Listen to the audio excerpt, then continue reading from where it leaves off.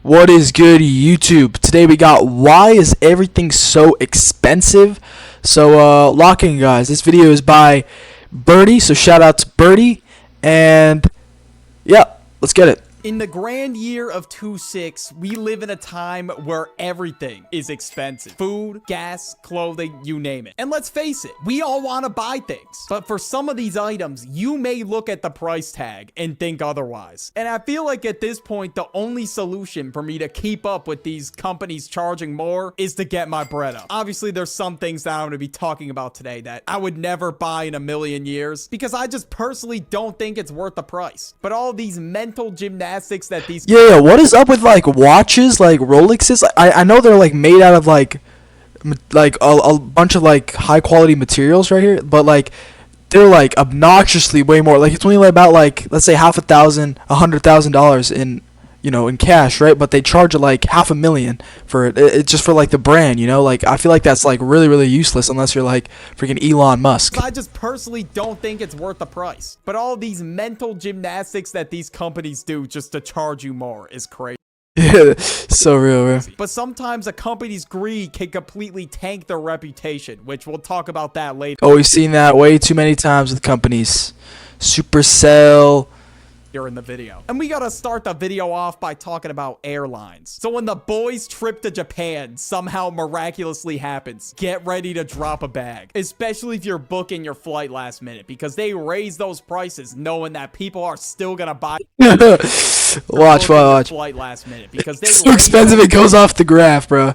Is knowing that people are still gonna buy the tickets. In most situations, I end up booking my flights pretty late, which is kind of stupid. Like I should be booking them way earlier. And you think if I was dropping a bag on this ticket, you would think I'd be like fed grapes while I'm sitting down. I get a nice little foot massage. Okay, I'm just fucking around. You would think I'd have a seat with a crazy amount of leg room, and I get like so many. Nah, bro. It's crazy expensive. You don't get nothing. Snacks and shit all throughout the flight. But you gotta pay for extra snacks. Fortunately, that is not the case. Like sometimes I will sit down and not have enough leg room. There's sometimes where I will get a bigger aircraft, which will have more leg room, which is pretty cool. But there's sometimes where I will end up getting a small ass aircraft where I'm basically shoulder to shoulder with the person next to me. It's so awkward in like public transportation, like airplanes, everything, where it's so like even stadiums too, sports stadiums, when you're just so close to other people and there's like no leg room and the tickets are just so expensive. It's crazy. Especially for like games for like really big expensive teams with like high payroll, right? Like Lakers for basketball, Dodgers for baseball, right? If I didn't spend anything on the ticket, I wouldn't really care. But bro, imagine dropping $1,500 and having garbage seating for 15 hours. Bro, I would be fucking pissed. As ass as the seats are, I do want to continue to travel, so I gotta put up with it. Food. The price of food is already going up to begin with, and as the value of the dollar increases, especially fast food at restaurants, it's just crazy. Ever since like COVID, I feel like that's just what's gonna happen. Tell me why. I'm getting ready to watch the Super Bowl. I'm like, oh, what are some snacks I could give to my friends while watching the game? I open a bag of chips and it's 70%. What is that? That's not chips, bro. And air. Like, where did all the chips go? There's no way that a family-sized bag of chips is feeding a whole family. That's just not happening. Yeah. Especially those, the bigger the bag, the more air there is. I swear there's more air in the bigger the. It's like only 2/3 filled at most. If they're being like gracious, I feel like. Happening. And not only does this stop at food, it's also happening with toilet paper, Tide laundry detergent, and these companies really think they can get the Tide laundry detergent reminded me when people tried to eat Tide Pods. That's great. That was crazy. Remember, yes? away with charging the same amount of money for less product, which yes, they can get away with it. Because at the end of the day, we need toilet paper. Like how else are we gonna wipe our ass? So we gotta go buy it. And it hasn't shrunk by a ton yet, but eventually it will. Just them doing it now just sets the precedent for what's gonna happen later. And I don't know what their excuse is for this. They must be saying some bullshit because there's no way they could provide a good excuse of why they're like slowly shrinking the products or filling chip bags with air. Game companies. And when it comes to gaming companies, we really gotta address— Oh, don't get me started with gaming. This might just be the worst out of them all. It's the elephant in the room. Supercell. I did not just say Supercell. Supercell is the greediest company you've ever seen. You have to pay like In order to be relevant in Clash Royale, you have to pay so much money. It's crazy. Like, you gotta buy gems to level up, like level 16 and stuff. I stopped playing that game a while ago. It's crazy. Xbox, you know, their Xbox Game Pass, you pay $30 and there's still gonna be advertisements. It's crazy. They single-handedly killed Clash Royale with one update. The update was received so poorly Heroes, level 16. from the community that everybody was just dipping from the game altogether. And in this update, they basically introduced hero cards, which was another thing you had to pay for, which made it even hard for free-to-play players, because Clash Royale is already pay to win as it is. And you think if they'd want to make more money, actually make a good fucking product. Like, holy shit, dude, it's not that hard. Yes, bro, just like Jinxie said, just make the game good. People will keep on coming and you'll make money that way. It's just so much simpler. You don't have to be greedy. Listen to your community. But instead, they're just ignoring whatever the hell's going on. And this is literally just Supercell. They have no ears, bro. Not that hard. Listen to your community. But instead, they're just ignoring whatever the hell's going on and posting stupid memes on their community tab. Yeah, wasn't there a concert? Yeah, I forget. Lil Wayne, right? Lil Wayne did a concert. They emptied out their wallet just for that to happen, and it just all went south. And as you could have guessed, they're just getting fried in the comments. And not only that, a huge content creator who played a pivotal role in reviving Clash Royale, Jinxie, literally quit the game. If that doesn't tell you, yo, we need to get our shit together, I don't know what does. But there seems to be a common theme here. Whenever games just want to chill out games just for the purpose of making more money. Like, I know I've talked about this a lot, like Yep. I was just about to say Call of Duty. Ops 7. Like, I think everybody could agree that Activision needed to keep Black Ops 7. That shit was garbage. And the funniest part about it is they had the nerve to charge $70. Yeah, they just released the game just to milk people from their money. I'm glad people are becoming more aware because that game was not worth $70. For some absolute bullshit. Nobody is buying that shit, bro. It was to the point where they had to make the game free for a week to try to get more players. Now, although 70 is a little crazy, like, I wouldn't mind paying $70 for GTA 6 because GTA 6 is different. at least of what it looks like so far, it's gonna be a pretty good What is that? game. But charging $70 for some apps is just wild. Streaming services. I feel like I have too many streaming services to even keep track of at this point. And not only did a lot of streaming services raise their price, but they also increased the amount of ads that they were There's an alternative to this that I'm not going to mention. showing by a ton, to the point where it just got really annoying to watch all these ads while trying to watch a movie on Prime Video. And I don't know what happened, because a monthly subscription used to get you no ads, but apparently now you're just getting a ton. Yeah, you're paying for ads. Ton of them. It's not like it's a free platform and it needs ads to make money. They're just running ads just for the sake of running ads at this point. And we're in a weird type of situation with streaming services, because I know for a fact that after a long ass day, we want to park our ass in the chair and just watch some TV. But at the same time, they're raising the prices of these subscriptions. I'm pretty sure at the beginning of 2025, Netflix raised their price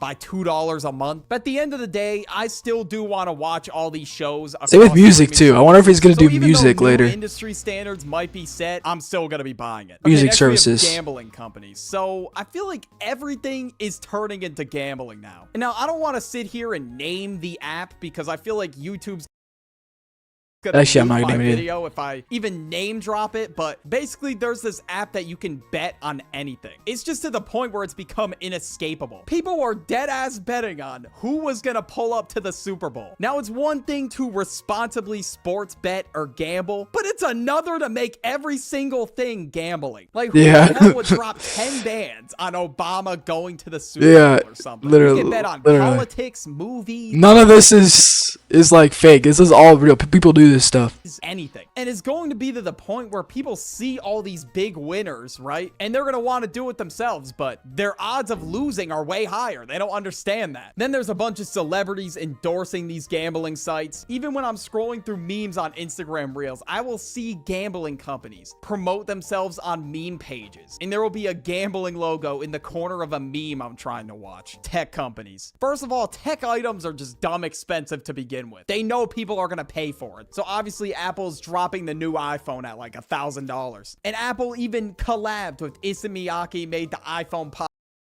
Really? Oh yeah. Oh, this is the iPhone Pocket. I see Pocket. that. And It's like it was like crazy over expensive though, and it's just Pocket you can like weave yourself. they charge $230 for that bullshit. A sock for your 320. What did he say? $320?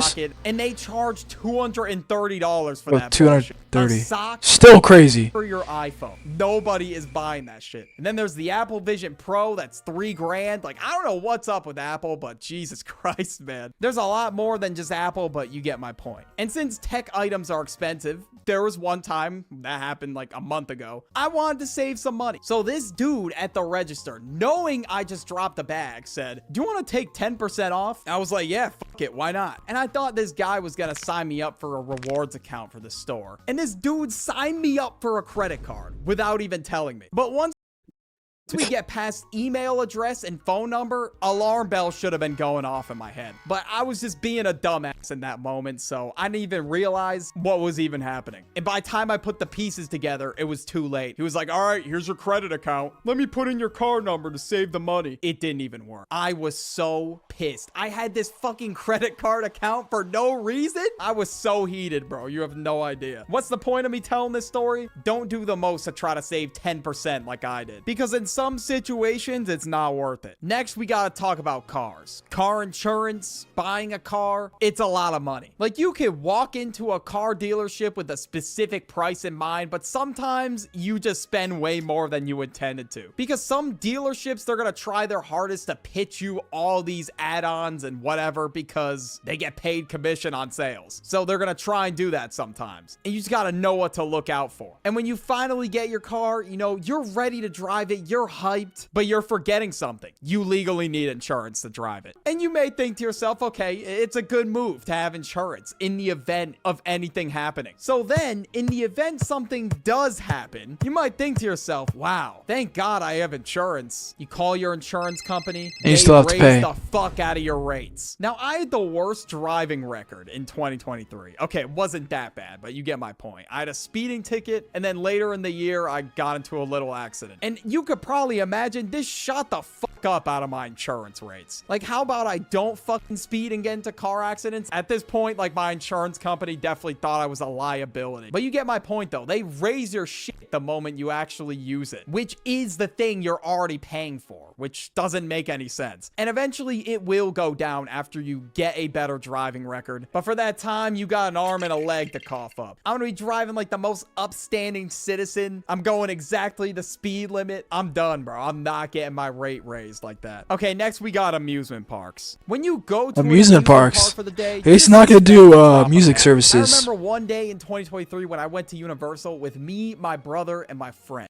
Dude, whilst I went to the Universal Park because it's just so expensive to go to amusement parks in general. It's crazy. Like, it's not even worth it at this point. And the lines, too, people still go.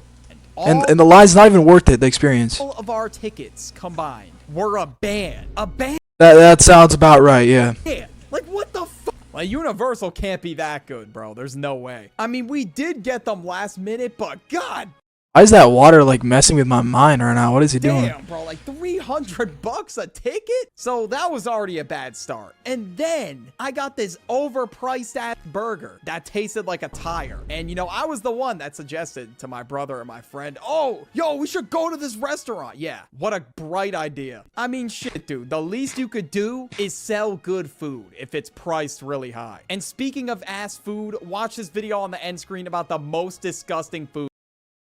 All right. I agree with everything that he said.